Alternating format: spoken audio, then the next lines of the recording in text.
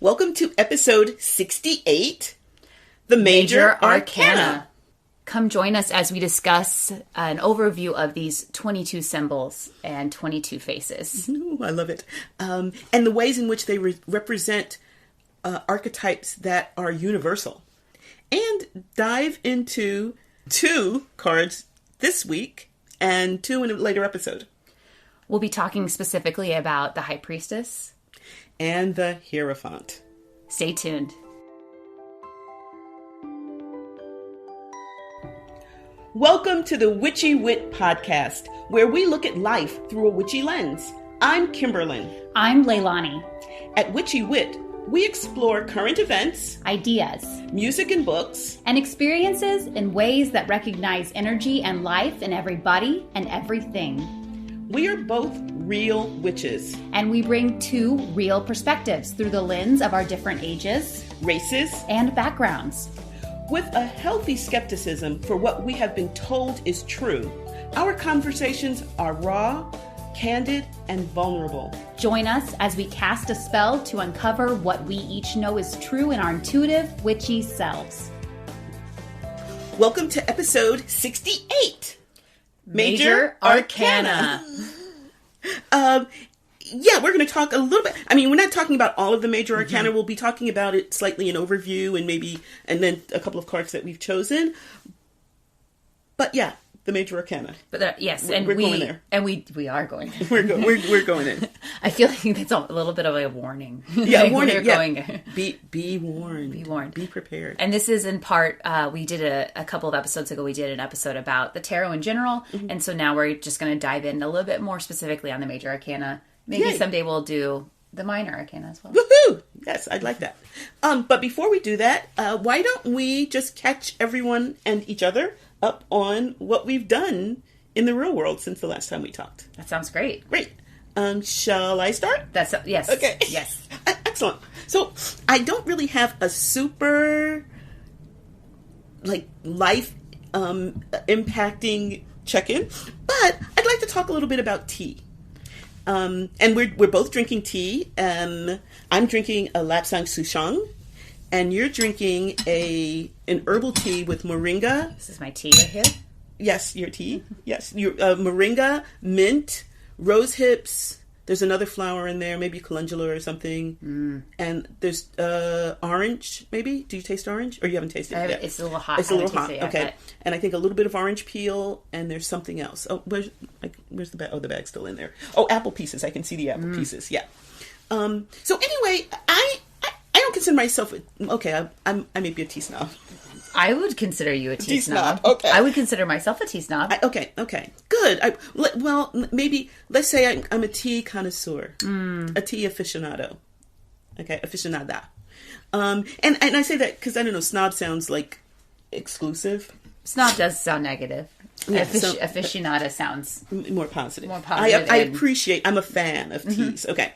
And when I travel, I want my tea. I drink coffee too. There's nothing, I love coffee too, but tea is really my jam. And this last trip, I drove to the East Coast. I drove to pick up a friend in Maryland, and then we went up to Cape Cod, to Provincetown at the very, very tip of Cape Cod. And then I came back to New Jersey for a bit to visit with some friends, and then I came home. And the last time I did a similar trip, I take my teas with me, and I drink loose teas. So I have all these cups and cans and jars of various teas, some of which I made a blend, some of which I bought blended, and then some, and I often combine them when I make them. And then I bring a tea kettle that boils the water and runs the tea.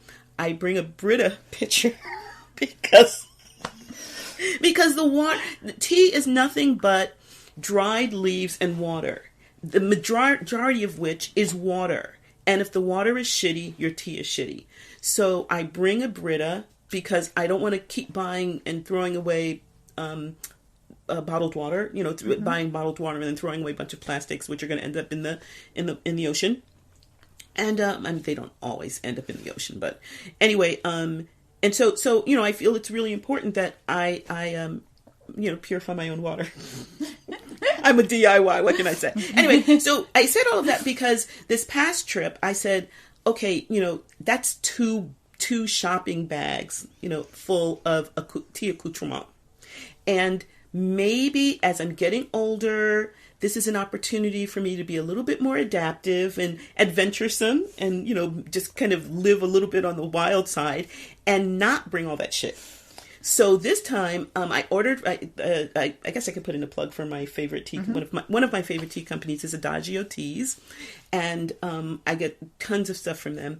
And so this time, I decided I'm going to order tea bags instead of loose teas, and they're beautiful little. I mean, you see one there. They're beautiful little silk triangles that have a lot of space for the tea.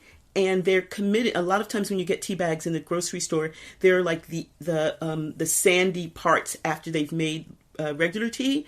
But this, they put in the same type of tea that you would buy loose.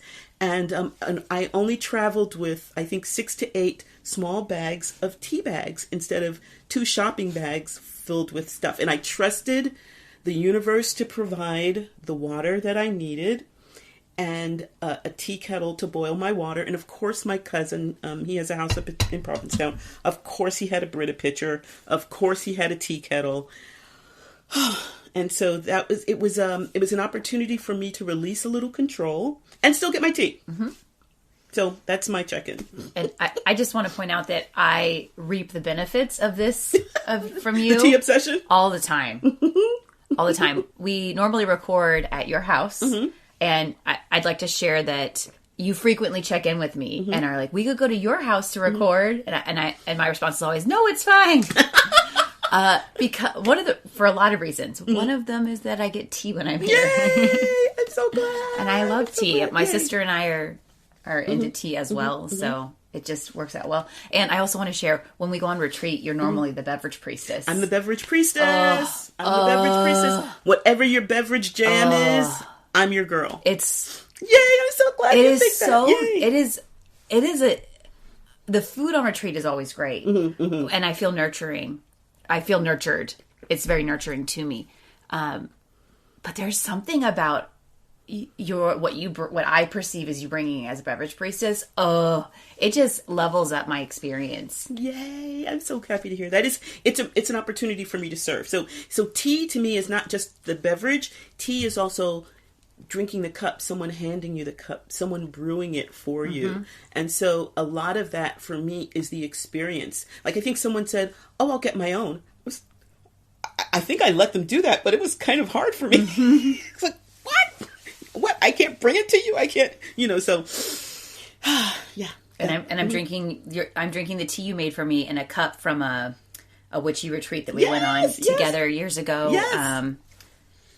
Where tea is also served in a really nurturing way. So it's just, I think it's a really beautiful form of magic. Well, think about it. Think of how many different societies have rituals around tea, right? I mean, when you think about like tea ceremonies in Japan and various places, yeah. So, I'm going to Ireland at the end of this week, and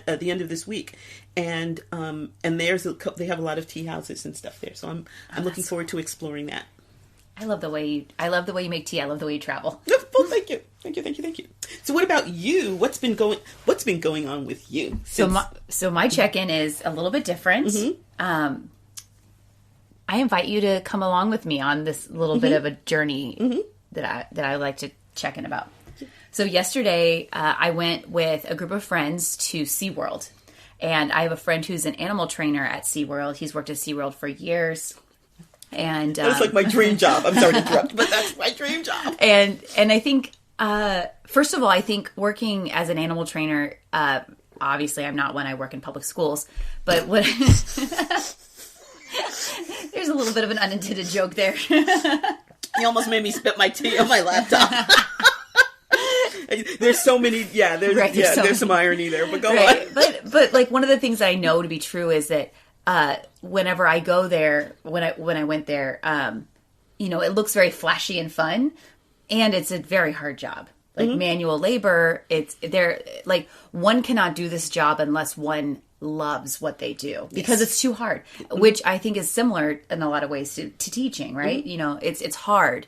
And, you know, his body he has scars and he's, you know, hurt himself handling the animals, like trying to keep the animals safe. So first of all, I just want to give a shout out that, you know, people are like, oh my God, you play with dolphins all day. Like, yeah, that's kind of true, but also it's kind of not true. But anyways, so I went with him and I just wanted to share the inner workings of my mind during the experience. It was lovely. I got to meet, aside from just doing what normal people get to do, watching the shows and stuff like that, he was very generous and allowed us to do some of the experiences that guests can do.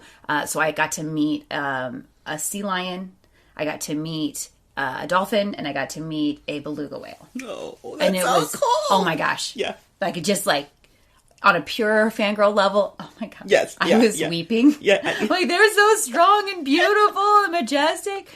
I'm just picturing you standing there with like tears coming out of your eyes. Oh yeah. And my friends know that I cry all the time, but even they were like, seriously, like, wow, this is a lot. I cried. We hadn't even entered the park. We were driving to get through the gate, and there was a flag that had a picture of a dolphin on it, and I looked at it and I started crying like, I'm gonna get to meet a dolphin, and there's a picture of one. And my partner just was laughing, and he's like, already? Like, we're not even in the park yet. That's a picture of a dolphin. But you know what? You were getting them ready. You were priming them. Yeah. You were just giving them a little foretaste of glory divine. Yeah. Exactly. Yeah. But what I wanted to share was, it was really lovely, and it was a great experience. I learned a lot. Empathetically, I think it's really beautiful to meet creatures that are different from me. And then the messaging around the park, all about treating the earth with care and conserving and recycling and do your part, because even if we all do a little bit, that adds up to a lot. All beautiful messages, right? The animals should be left alone in the wild. You know, like, we rehabilitate them and try to send them back. Like, it's all wonderful messaging. What I wanted to address, though, was that, like, I went into it not just thinking wonderful things. Like, I think that having a park like SeaWorld is less than ideal. Like, I do not get behind the idea of, like, it's great to keep these orcas, like, in a tank. Like, orcas belong in the ocean, not in a tank. So, like, I do hold those values. And I also, this is the reason I wanted to share this for my check-in. I think we live in a less than ideal world. Like, I believe our world is less than perfect. And a lot of that is because of humans. You know, because of me. You know? Like, I drive a car that is not, like, I drive a car that takes gas. You know? Like I don't do all the ideal things, you know? But we went to the park, and I knew going in that I have those feelings, and I think that it represents a lot within me about what it means to be a witch. Like, I can hold both at once. Like, I can think that it is less than ideal for an orca to be in this tank, and I can also understand that, you know, like, the orcas were rescued, that the orcas were have been bred in captivity, that some of the orcas were, or some of the animals were rehabilitated and unable to be released. You know, that they're like, that maybe having them here and we learn about them helps us save them in the wild. That you know, like, they're endangered, so we're protecting the species. Like, it is a less than ideal situation, because it would be lovely for those sea lions to be able to swim in the ocean and not be confined into their habitats. Also, those habitats are really beautiful, and they're fed, like, amazing diets. They eat better than I do, you know, and they're taken care of, and they're given medical care. And like, one of the sea lions has a cataract, and if that sea lion was out in the wild, it would get eaten by something real fast, you know, because it can't see very well. So like, is that better? I don't know, maybe. Or is it better that it's kept in this habitat and taken care of, and people learn, and maybe that inspires people to use a Brita filter instead of plastic bottles, you know? I don't know all the answers, and I certainly don't know all about everything on both of those perspectives, or the multitude of perspectives. But I just wanted to share. It was really beautiful. It was something that I was thinking about. I was holding both. It was a both and I think it just really embodied the type of awareness that I want to hold, which is that the world is a complex place, and it's not always easy. And I had a friend choose not to go. And I honor that about her. You know, like she just was not comfortable with it. And I missed her a lot while I was there. And I honor her choice not to go. And I'm moved by her willingness to stick with what she believes is right. And I also love my friend that works there. So I just think it's an interesting situation. And for me, it's not even really about SeaWorld. It's about what I believe is being a witch and living in that sort of gray area. Right. What are your thoughts as you... Oh, well, yeah. It's so funny because I've been here 20 years and I haven't been to... I think I went to SeaWorld maybe 30 or 30 years ago in San Diego. I haven't been to this one because the commodification of living beings and animals and blah, blah, blah, blah, and all of the things probably that you just mentioned. And listening to your tale has opened me up to the possibility that I will actually go. And for a number of reasons. One is that the world is, you said, less than ideal. I'm just going to call it imperfect. I mean, it's kind of the same thing, but it's a slightly different cast on it because we have two different perspectives.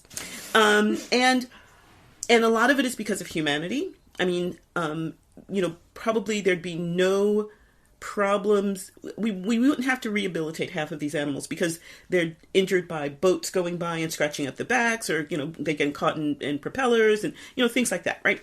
So recognizing that we live in an imperfect world, here are people who are doing some really good things. I know SeaWorld does a great deal of research in terms of conservation, in terms of animal behavior, etc. But they're also making a lot of money selling us, $7 hot dogs. Oh, yeah. And for you, $10 tofu dogs. $13 veggie burgers. Yeah, exactly. Yeah. Exactly. On these same animals. But that's humanity, right? And so the choice of what to do, whether to stay home or go, is one that each individual has to make in their own heart. But I really appreciate your telling me this because now my heart's been opened up to the possibility that I can go and embrace a day at SeaWorld, right? Yeah, and I mean, having said that, to be fair, I do go to a place up in the hill country called the Rhinery. Have you heard of that place? Only from you. Okay. So it's a winery that they're also very interested in rhino conservation. I think they have one of maybe 35. I can't remember if it's a black or white rhino in the world, and we have one here. They have one there because they're literally and half their proceeds go to rhino preservation in Africa. And so by my buying my Chardonnay. I'm also supporting that. I'm going to watch Blake. His name is Blake, who's a toddler at 3 tons. I know. In a couple of years, Blake's going to have a couple of ladies. But again, it's an imperfect world. So these are some of the things. So for an example of this is a lot of people who are interested in rhino preservation in Africa, when rhinos are born, they take their horns off. Because that will preserve, they won't be poached. Oh, okay. Because when they're poached, people literally kill them, or they may not even actually kill them. They may just cut their horns off and leave them to die in the wild. Because, I mean, literally 1/500th of their weight is the important part for poachers. And the rest of it's left to die. So, again, I'm sorry to bring down your... No! but these are, again, like you say, it's an imperfect world. I can't say I'm doing my bit for conservation by buying the Chardonnay, but I could buy a Chardonnay from someplace else and I get it from them. And it's a thorny question that everyone, I hope, struggles with, right? Because every time I get a glass of water, I am contributing in some sort of way to this world. And then what is the way I'm contributing? Something. Everything I do has an impact. I'll put it that way. It's complex, right? It's complex. And the possibility exists that I might actually go to SeaWorld sometime before I leave San Antonio, either voluntarily or through death. So, but thank you for sharing that with me, and your pictures are gorgeous. Yeah, I love it so much. Yeah. I was so happy. I was crying the whole time. I'm just picturing you I love this. They're so beautiful. Like, I just think it's sacred. Like, it's like these sacred. These animals are beautiful, sacred expressions of like what I view as the sacred. Like, it's just the beauty of our world. And I cry too. Also, I cry when I get around large groups of people and they like singing the national anthem. I think my parents just thought I was really patriotic, but it's energy. you know? And so like seeing for example, seeing the dolphins like jump out of the water and do flips, and then thousands of people that I'm sitting around are like, wow, you know, yes, mostly little children too. And I'm just crying at this shared group energy. Yeah. The shared experience, the group energy of awe, and like watching these children and hoping that they're being inspired, you know, and that maybe maybe this will help them make good choices for our earth in the future. Totally. So yeah, just lovely. Yes, indeed. Thank you for going to SeaWorld. Thank you for listening and for my sharing. Yes. So, all right, let's do the Major Arcana, shall we? Jump into the Major Arcana. So, really quickly, I'll just say the Major Arcana. We're talking. Oh, there we go. 22 cards. Mm-hmm. And these are the cards that, unlike the suits, and we'll talk about the suits in another episode. But unlike the suits, each individual card is an archetype, I think you're going to delve into this a little bit about the collective unconscious. Would you like to kind of share what we're talking about when we say archetypes? Yeah. So archetypes are like, so I come from an English teacher background. Archetypes are these universal tropes that have been forged over time of these things that pop up regardless of culture, regardless of time period, and they pop up over and over again in different ways. And it's kind of one of those things where it's like they exist because we experience life in that way, and we experience life in that way because they exist. So it's kind of like this, like, you know, synergistic thing that feeds itself. And for me, I was introduced to this through the concept of archetypes, like Jungian's archetypes, and then the hero's journey, which was developed, or it wasn't. It's a thing. It grew up. It grew out of the collective unconscious. Yes, yes, and I don't want to say it was developed by Campbell and Jung, but it was kind of solidified and written down and gained some traction in educational settings because of Campbell and Jung. But let's be honest, it was around way before them. It was. It's been around forever. But they articulate it in a way that is clear, relatively easily understood by anyone who wants to approach it. Mm-hmm. And like in my English teacher days, like I broke it down to the hero's journey basically has 3 parts. The departure, there's an initiation, and then a return. Now, of course, there's like 6,000 different parts within each of those parts. But basically, the hero's journey is the hero departs normally begrudgingly. They leave their home, so they go from the known into the unknown. Then they go through this process and a journey, and it's hard. Normally, there's some sort of death. They find mentors, they find challenges, and then they return. They victorious and changed back to the known. Yeah, and this is even though we're talking about Joseph Campbell and Jung, and it sounds very esoteric. This is I mean, the reason why when we talk about the collective unconscious or archetypes, the reason why they're so impactful is because they underlie so much of cultures, various cultures, and our culture, and we may not recognize it, but it is a major part. And so we see this. Like, what are some of the ways we see this in our culture? So everything from Star Wars is always the first one I think of. If you've seen Star Wars, you can think about Luke Skywalker's journey. The Wizard of Oz. If you think about, I'm forgetting Dorothy. Thank you, Dorothy's departure from Kansas and then coming home, and then Frodo. Yes, I always think Frodo. I think there's nothing more epic than Lord of the Rings. Like that's just such an example of like this epic tale. And then even down to like lesser known things or like older things like Psyche's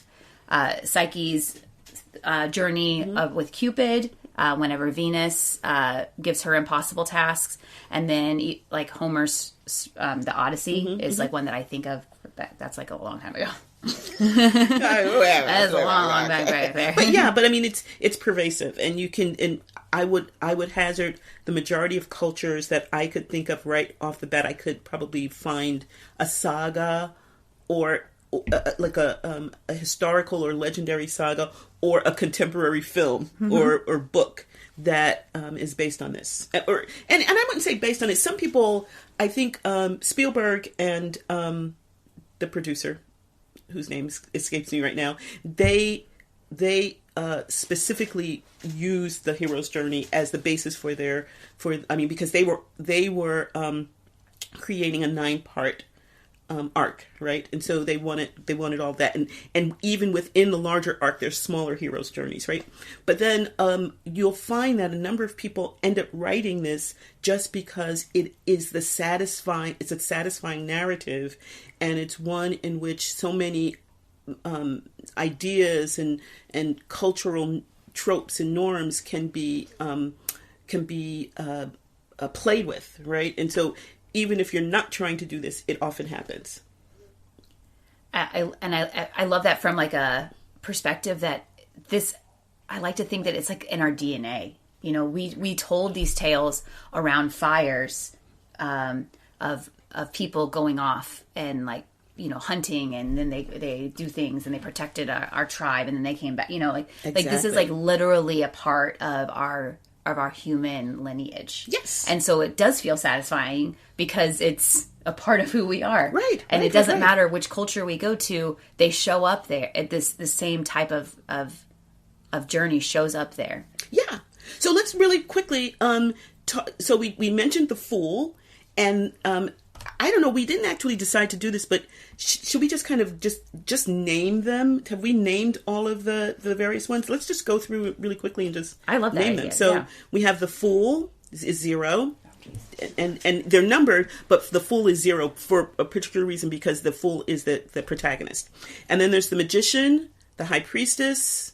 So, and usually, and often, well, the Magician, High Priestess, I'll let that go.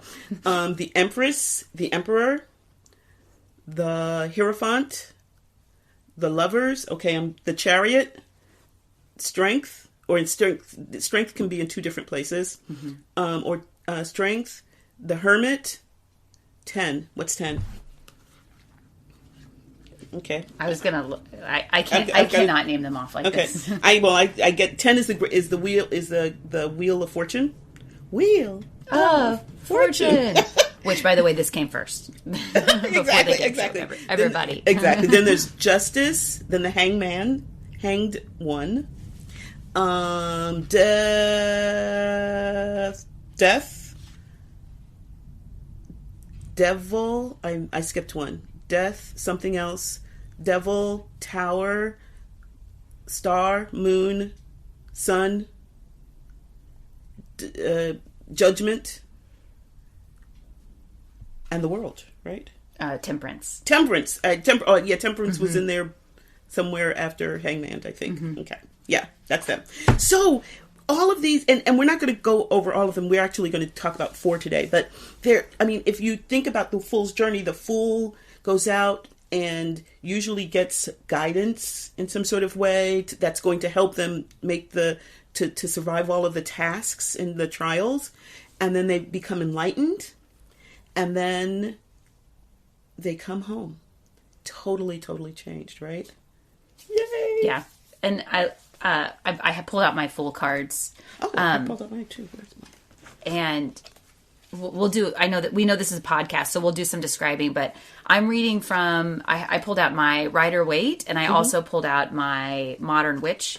And the Fool on both of mine, they're normally pictured on a cliff, like on a ledge. They're walking. They don't see that they're about ready to step off of the ledge. There's a dog nipping at their heels. And the Rider-Waite, he's carrying his bindle. It's a young man over his shoulder with his belongings. What do you call that? A bindle. Really? Like a little sack on a stick. That's called what it's called? Yes. Oh my gosh, I never called it that. Okay, lovely. What do you call it? I just call it a sack on a stick. A sack on a stick. It's like their belongings tied up, and then why do they do that? Because it's just easier to carry that way, I guess? Imagine it's like it's a counterweight. Yeah. Okay. And I call it that from reading Steinbeck novels. Oh, okay. I mean, I don't know if it... Wow. Okay. Oh, I'm sorry to interrupt. Go on. Moving on. There's the sun? Yeah, the sun is shining. The sun is on their back. And then my Modern Witch, she's it's a young woman and she's listening to like some sort of like iPod, you know. So she's distracted. Yes. In both cases, they're not. They don't see where they're going. They have no idea where they're going. I mean, they may think they do, but they have no idea about what's in front of them. And that's a part of the energy of, I mean, that's not the one that we're talking about, but we might as well talk about that. So the energy of the Fool is that of innocence, naivete. But again, to be able to take this, if you knew what you would have to do, you'd never leave. You'd stay in your house, roll up in a binky and, like stick your thumb in your mouth and just like, So the beauty of the Fool is also, it's like your greatest strength is your greatest weakness. So that naivete and that innocence and ignorance and foolhardy, yeah, is also the thing that's going to help actually let you take the journey, right? It's beautiful. Can you share yours? Because yours decks are so different from the Rider-Waite. So I have the Thoth deck. I have two, the Thoth deck, and I have the other one, the Syrian Starseed. In the Thoth deck, the Fool is this fully embodied, horned being who looks maybe masculine. I mean, it has a six-pack. It's green. The being is wearing green, like a Robin Hood type of attire. The instead of a little dog, there is a lion like gnawing on his thigh, and then there's all these signs of abundance, of power, of magic. And I forget what the other nature, I think, that are around them. And so, and the feet kind of like come towards you. The feet are actually bigger than they should be in terms of proportion because they're closer to us. And so it's, and his arms are up, as if he's grasping something behind him. So it's a totally different energy. I think there's a lot of sacred geometry and a lot of, psychic symbols in there as well. And it doesn't look very, and it has horns. I don't know if I mentioned that. It doesn't look very naive or innocent to me. No, I agree. But that's the Thoth deck. The Thoth deck is a very powerful deck, and it's a deck that really forces a lot of insight in a number of different ways. And so there's ways that we can interpret, starting off in this way. And that's starting out with a recognition. See, this is the thing, is that the Fool is a very powerful being. They just don't know it yet. Whereas this being is, whether it knows it or not, is actually representing their power. I mean, we see their power even if they don't, right? Right. And so that's powerful. And in my other deck, I don't have it out, but it's the Fool is actually the star, which looks like a falling star going through the heavens, and it's and it's going towards what we see is a lotus flower, and so it's actually seeding the earth with that innocent Fool energy, that initiation energy. So, but let's talk about the cards that we picked. Would you just say really quickly what cards you picked, and I'll say which ones I picked? Sure. So I picked the High Priestess card, which is a card that I come back to again and again in my life. And then I also picked the Hanged One card because that is my year card. Yes. So I picked the Hierophant because that's my life card. And I picked the Tower. Sorry. Because your Hierophant. Sorry, the Tower. Yes.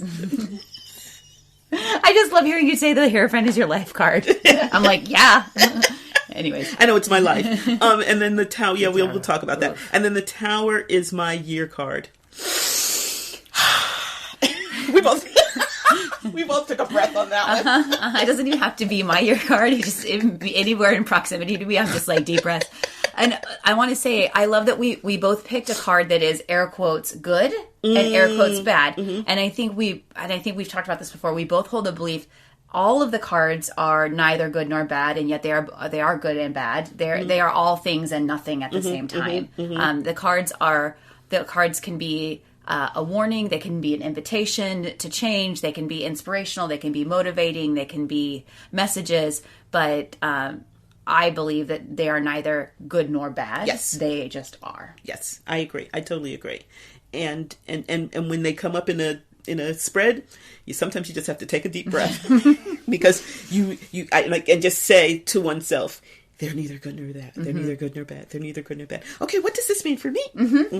So, you want to get us started? Yeah. Okay. Right before we start, I just want to say the major arcana oftentimes they represent like major changes or situations in life that are bigger than the ones that are oftentimes shown through the minor arcana. So that's why these parts of the hero's journey that we'll be talking about, if these come up in a spread, they're showing that something major is going to be happening. Yes, exactly. Yes. Okay. All right. So maybe I'll start with we'll go back and forth maybe. Okay. So I'd like to start with the High Priestess. And I pulled up my 2 cards from my deck. And do you have them? Yes, I have yours? my 2. So so the High Priestess represents sacred knowledge. She shows feminine. The way that I read it is feminine power. The goddess. She embodies the goddess from whom all life comes and all life returns, like water, the oceans, rivers flowing to the ocean and being pulled out by rain, forming rivers going back to the ocean. She normally is pictured as like a serene woman sitting in front of temple pillars, the entrance to a temple. There's normally like black and white, and she represents like that duality between life and death, this side of the veil and the other side of the veil. She holds both. And for me, whenever I read about the High Priestess, she is inviting me to look inward into this secretive, unknown knowledge that is both known and unknown. It's both something that I carry inside of me and is there, but oftentimes I don't recognize. Right. Do you want to share anything about Sure. High Priestess? So quick question. In one of yours, I think it's the Rider Waite. What does the B here and the J there stand for? So one of the things that I like to say anytime I'm doing readings with people, they ask, there's like a million things inside each card. And I'm sure I don't know for sure, but I imagine there's a book. Like you could buy a book just on one card, you know? Yes. Yes. Like There's so much. Yes. Yeah. So for me, it's just I've let go of knowing everything about all of the cards. But I did back a long time ago when I first started doing my work originally with the Rider Waite deck. I looked into it. A lot of it is like Judeo-Christian imagery, and so I actually wrote it down because I did see that. Hang on, because the B, it's down here. There. Yeah, the temple. So they are the temple columns, and I don't always have this on memory. The B stands for Boas, and then the J stands for Jakim or Hakim. But what I do have committed to memory is that that's like a cultural reference to what we now know as like yin and yang. Okay, gotcha. Opposites that correspond together, but are also opposite from each other. Yes. And they're on black and they're normally pictured like in Rider Waite. They're on black and white pillars. And so it just represents like light and dark, the duality. And she's the balance. And she's between the two. She is betwixt and between. Yes. She embodies neither and both at the same time. Some other imagery that I think is really powerful is the triple moon crown, which goes back to the goddess of Isis and Hathor, representing the phases that women go through. On the Rider Waite, she is in a blue robe, and it's flowing, and that shows water. Like we talked about the ultimate source. In the modern witch, she's not wearing blue; she's wearing purple. And the robes don't billow in the same way, but they do like cascade off of her body. And she's wearing thigh-high boots. Yeah, she is. Yes. She's so, and also the blue of the robe is very Marian. That was a huge Marian trope. You know, so yeah. And blue being spiritual. So for me, so much that temple, she represents being able to delve into the temple. Like she invites you into the temple, and in that temple is all there is, all that is unknowable. And so going in doesn't mean you're going to know it. You're just going to be steeped in all that's unknowable, and when you come out, you'll have a little bit of that unknowable within you.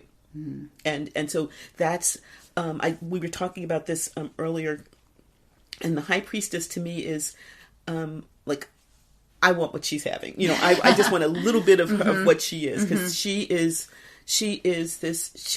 like my major tarot crush. You know, I want her. I want to be her. Right. Oof, I love the way you put that. Mm-hmm. Something I find really fun about the Rider-Waite and the Modern Witch, the two cards that I'm holding. The Rider-Waite, there's pomegranates and then this tree behind her on the curtain, the entrance into the temple, which the pomegranate represents femininity, woman, and then the tree the palm tree is like masculine, for obvious reasons if you look at the shapes of the two things. Yeah. On the Modern Witch, which only has women in the deck, there's only pomegranates behind her. Which I think when I bought the deck and I was looking through, I was like, nah, that's gotcha. Fun. Yeah. One other thing I wanted to bring up was the moon at her feet, which I love. It's the moon can be like in this shape, can be the symbol of the horn god. Right. So masculine, and it's at her feet. Sometimes her robe flows over it. In the Modern Witch, her boot is actually on it. And I take that as just this symbol for it like being at her feet, like it like being. I'm trying to say this in a way that's not condescending. It's not below her, but it's at her feet in a place of like serving her and being in the locus of her control. Yeah, I love that idea. And what I find interesting in the Modern Witch, your Modern Witch card, as opposed to the Rider-Waite, is that the way she has her foot on it, it kicks it up, so it becomes a moon again. It becomes a crescent moon, as opposed to the horn god, where it's laying on the two parts of the moon come up, so it looks more like a horn. Whereas the way she has it, it just looks like a crescent moon. So she's kind of kicked it into like, okay, this is how we're looking at it. I love that. Also, one other fun fact: in the Rider-Waite, she's holding a sacred text. Sometimes it says Torah, sometimes it says tarot. Sometimes it doesn't say anything at all. Sometimes it's a book. Sometimes it's a scroll. In the Modern Witch, she's holding a laptop. Because that's where we get a lot of our knowledge from. It is. So in my decks, in the Thoth deck, she's the priestess, and it's almost like an aquatic creature. Oh, wow. Lot of blues and green, so it looks like she's underwater. Very graphic, as in articulated body, and she has a leg. She has her legs, and then she has like a skirt, but it looks almost like it could be like more legs or like tentacles or something. And then she has this netting around her that to me just images water, just brings up more and more water, or it could be netting, who knows. But very much and a lot of graphics in it, a lot of geometrical figures in it, that really makes her the unknowable. So it's not, there's more water behind her and there's depth, etc. But it's not, she's inviting you in. When you get to her, you're at the unknowable. That's how I'm kind of picturing it. It does look like there's the imagery of these probably aren't pillars, but like that. It's alluding to those pillars on the side. And then she does have she has the crescent moon. Moon. But those crescents also kind of as like a halo come out of the back of her or behind her head. So we have like that crescent kind of reproduced again and again and again and again and again. And I do see that moon shape at her feet. And here. the moon's at her feet, and she's definitely standing on it. It's providing a foundation. It is. So that's the Thoth deck. Really, really powerful deck, and I look forward to going back and doing some work with it. Now that I'm a few years further along in my journey, I think I'm going to get a lot more out of it. Your hero's journey? My heroine's journey. Because I don't do that other one. And then in my Syrian Starseed, it's called the Higher Self, and it's a very young figure, or young old, because if you look closely at first glance, it just looks like a teenage girl. But when you look closer, there's like this worldliness in the face that makes her look a little bit older. So it's and to me, that's the High Priestess, right? That ageless. So you get an initial impression, but then you get it, and so the moon is over her, but it's a very fecund moon, kind of a watery moon, a lot of blues again. She's actually in the water. And she's holding a scroll, or papyrus or whatever. And her clothing, kind of becomes the draping of the pedestal of the scroll, and behind her are the cosmos. So again, in this one, this kind of, I think, reinforces or references your cards in that she's inviting you into the unknowable, but it's still there. And just think, this is the second person on the Fool's Journey. Yeah, this is just number 2. This is number 2, right? So I think we said that the Fool was 0, right? Mm-hmm. And then the Magician is 1, and then the High Priestess is the second. I see the pillars here, yes. And then we have the moon imagery above. So even though it's very different, then like whenever I look at the Rider-Waite, I do. You can see the references. I still see some references to this imagery. That imagery, yeah, really powerful. So, and you tell me again, refresh my memory. Why did you say the Priestess was for you? I've come back. I've bumped into and then come back to this card, or been whapped by this card my whole life, even before I recognized that I was a witch. So I'm still not exactly sure why, in totality, but I imagine I won't know. I may never know, but I just know that it comes around for me, and that shows up in a lot of ways. Oh my gosh, yeah. So this is that's the card when I first started reading tarot.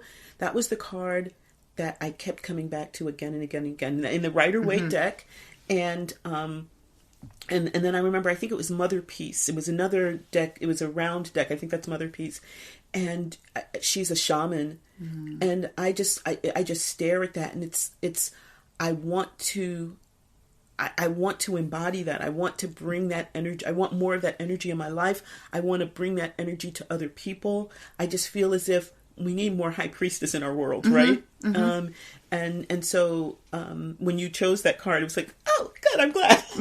I'd almost done that because that freed me up to do the other cards. For me, she breaks the spell of monotony, which is like what I feel like I'm constantly getting. It's like a constant undertow in my life where I forget how spectacular every single moment is. One of my goal is to live a full-time, full throttle 5D life, right? That's like my mantra right now. And the High Priestess. So my craft room is also my spare bedroom, and my cousin was in it this week. And so a couple of days ago, I was taking the mattress pads out. We were sitting on the futon that she slept on, and I'm carrying them out, and they're heavy and they're awkward, and I've got other things to do. I don't really want to spend time doing this. And then I stopped and said, okay, if I were the High Priestess, how would I be approaching it? Because that's the life I want to live. So how do I make that life my life? And she was my image. And first of all, if I was the High Priestess, I would probably just lift up my arms and the mattress pads would go up in the air and I could levitate them to my room. But let's say she's carrying them. How would she carry them? Like, what would be the spirit? And I so totally didn't get there, but at least though, it made me realize how using her as a model, I can move closer to the life that to the life that I want to live. Right? They say fake it till you make it, but it's actually live it, because when you live it, then you make it. Because if you fake it, it's not, you're faking it. But if I can, for one moment, just tap into that energy, then maybe the next time I can tap into it for 2 moments. And then maybe, so just imagine if we were just all like High Priestesses, just wandering around, fucking up with the political system. Oh, yes. So maybe. Yes. Telling the Supreme Court what it needs to be doing. Oh, please. Or just standing behind the Supreme Court with our foot on the gavel. Right. Picture the High Priestess. I invite you to consider what it's like inside this temple Supreme Court. Oh my gosh. Come on in. Come on in. You'll be changed. Oh my God. Just spend like a weekend retreat with the High Priestess. Just send them all there. Lock them in the room with her. So I mean, we're laughing, but I'm that's going to be, I think, some journaling for me, is just journaling. What would it be if the High Priestess came to my school, or if the High Priestess decided to spend a little time with our governor, Oof. I mean, just to sit with him, and as he's starting to write these different laws, just providing some guidance, just being there. Give him some energy. In my mind, I both saw the Rider-Waite, she's with the Torah on her lap, and then I also pictured the modern witch, and she's sitting in his office, just like clicking at the laptop, being like, "Yeah, you want some knowledge? Click, click, click, like typing on it." and just basically saying, because you really don't want me to invite my sister, the Empress, in right? here, No, because you don't want her. So let's stay with me. Yeah, and stay with me for a few moments. I'm here right now. I invite you. Are you coming in to learn?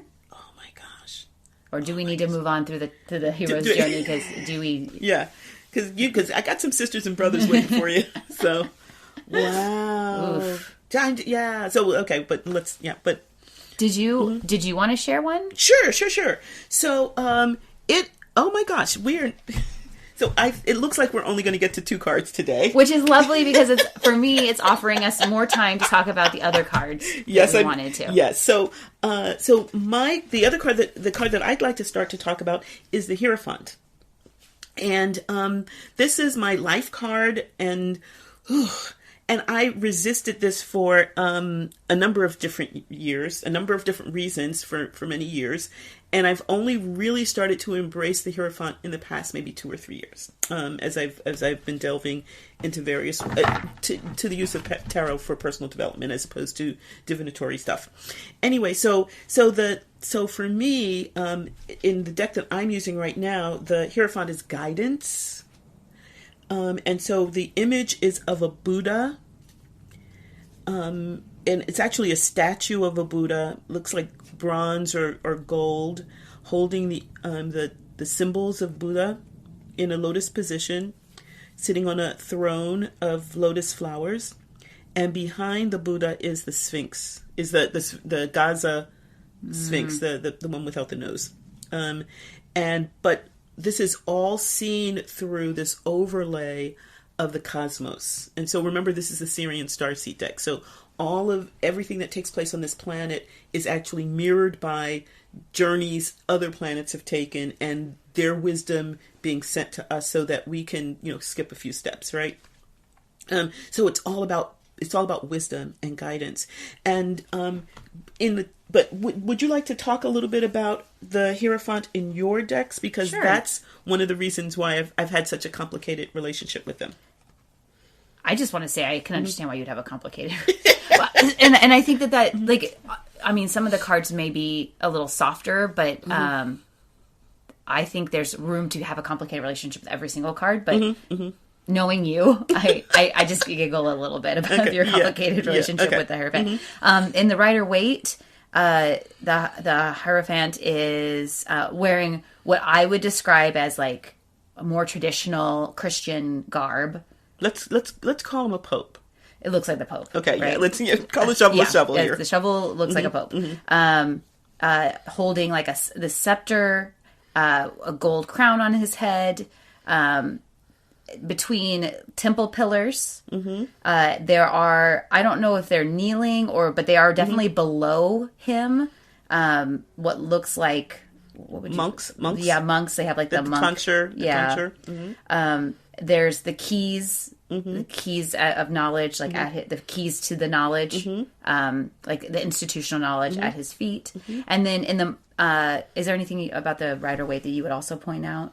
And the placid face, the face that's not angry or that very placid, relatively peaceful. The other hand is held in blessing. And then in the modern witch, which I love. I love this card. She is in tattered robes, sitting on some sort of like throne-ish chair type thing, holding her hands in a similar way, wearing a crown. Her earrings are moons, and there are people below her that are looking up to her. The keys of knowledge are at her feet again. But she's tattooed. She's darker skinned, but she is like, while she is on this throne, she is like she looks more worldly to me, which I really like. Less institutional, more worldly, but she's still on a throne. Like, she still holds these keys. Yes, and then in my Thoth deck, the Hierophant, again, a great deal of symbolism. again, that religious figure. In this case, I think Assyrian. It has like the curly beard, the long curly beard, holding a triple. It looks like a Venn diagram. The triple Venn diagram. Yeah, the three overlapping circles. With a 5-pointed star on his chest. His hand is held out in blessing down, but held down. And we have the animals. I forget what all of the animals represent, but we have like the bull. We have the lion. We have, I think that's supposed to be an angel. We have the eagle and, the elephant. So all of these symbols of various types of animal elementals that represent certain virtues. And then in front of him is a priestess, I would imagine. I mean, I don't know, or a goddess or something, but smaller, like her head is about the height of his knees. So she's a smaller being, but she stands in front of him with a contrasting color. He's golds and yellows, and she's blues, really to me representing that the archetype of the High Priestess again. Wow. But she's a part of him. And so in the Thoth deck, the Hierophant doesn't just represent institutional religion, etc., but it's also this spiritual aspect that is dramatically different, and again reflects the occult, because this is Crowley, right? So can I talk a little bit about my relationship with the Hierophant? Or did you have something else you want to ask? I was just continuing to look at it's mesmerizing. I would love for you to share, because I think it really embodies the calling and the challenge that every card holds, but like you literally embody it. I would say, yeah, that's my I agree. Observation. I feel seen. Thank you for seeing me. So the Hierophant represents institution. Can represent a counselor or a wise person, or the mentor for the fool who imparts wisdom and guidance. But also someone who is very embedded in institutions that have set themselves up as dispensers of knowledge and wisdom, and very invested in maintaining these systems and teaching from that background, right?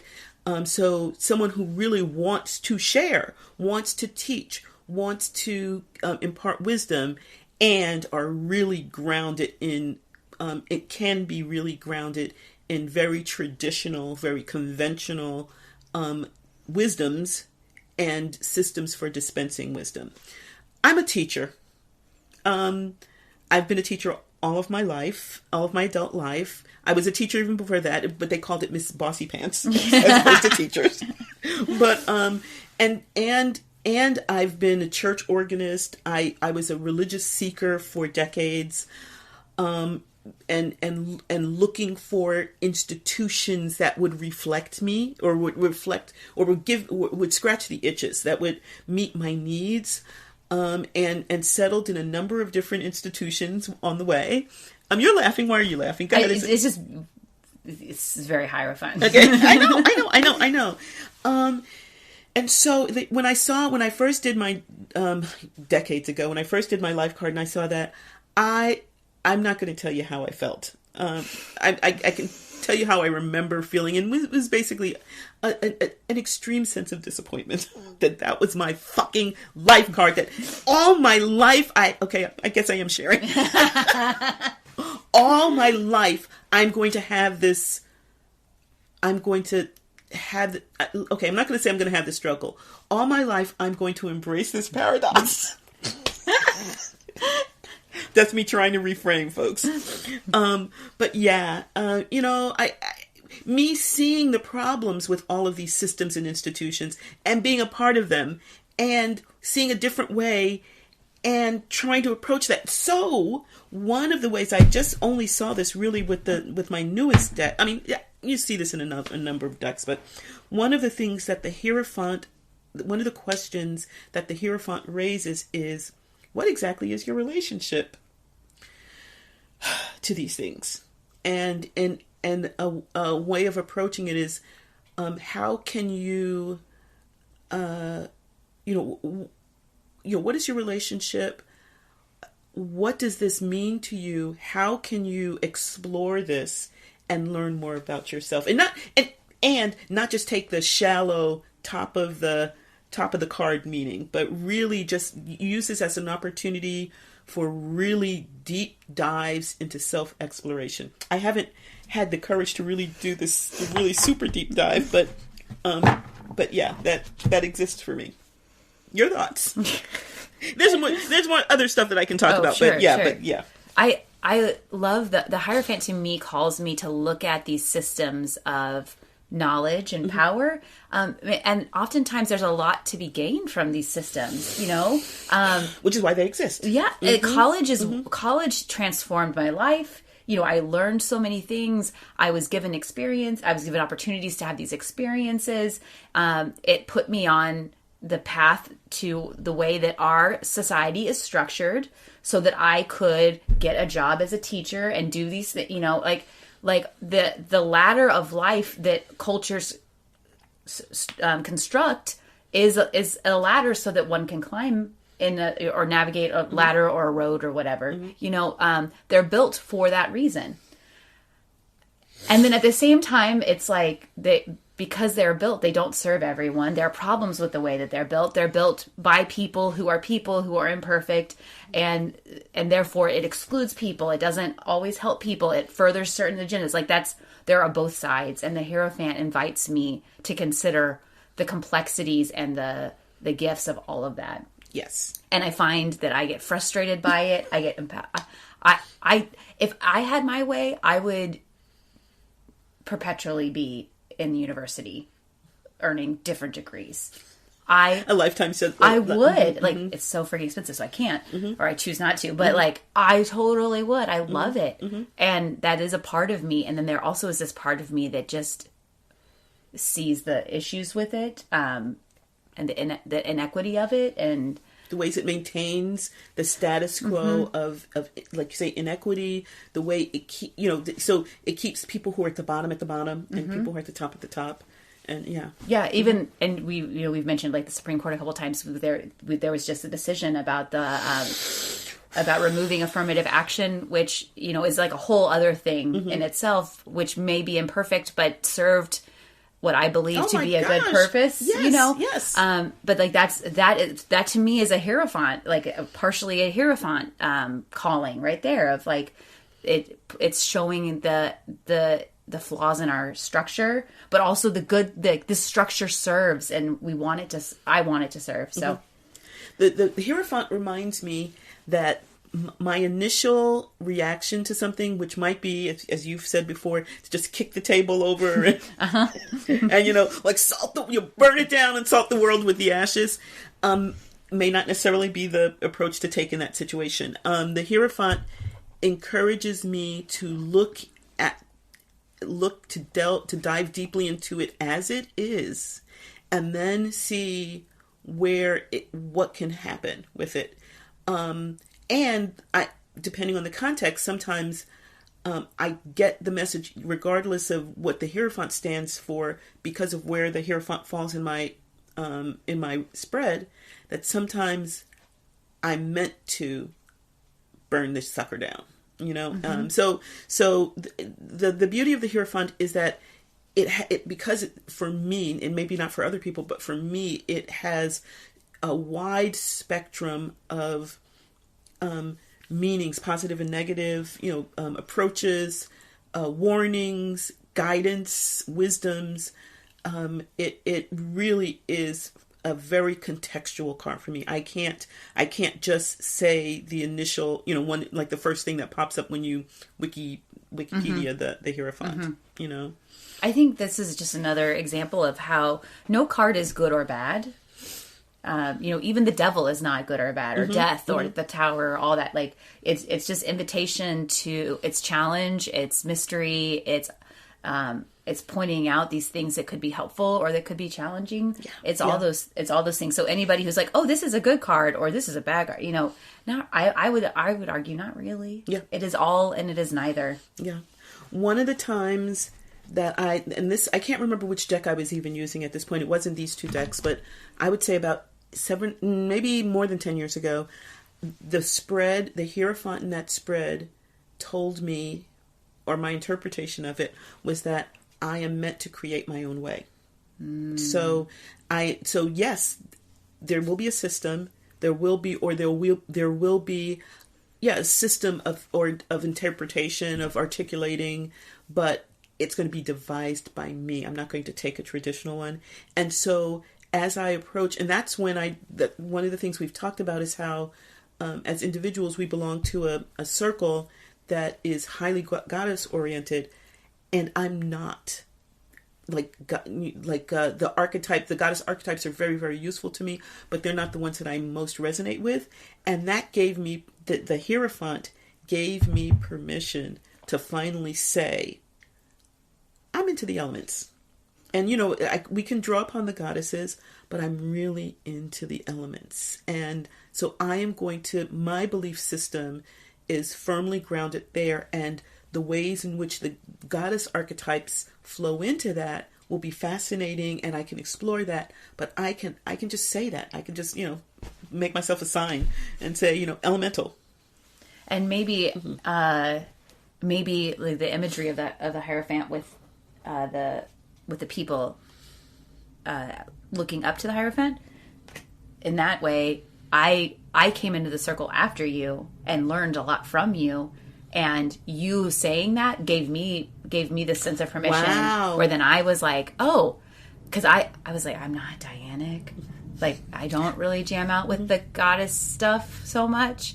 I am a feminist, so I was like, I was all down for the women aspect. But like, and then here, I remember like almost feeling some sort of like closeted in our circle. And then one day you were like, yeah, so like not really, I'm more elemental. And I was like, I can be this way, like you were a part of this. I mean, I don't like to call it that, but the institution of our circle, and you, I get, yes, you in some ways embody that Hierophant energy of being this person that was in this institution of for a while. Although, I don't really think our circle's not very like that, but like in this context, and then by you saying that, it gave me I felt the permission to follow that path, to follow that road. So.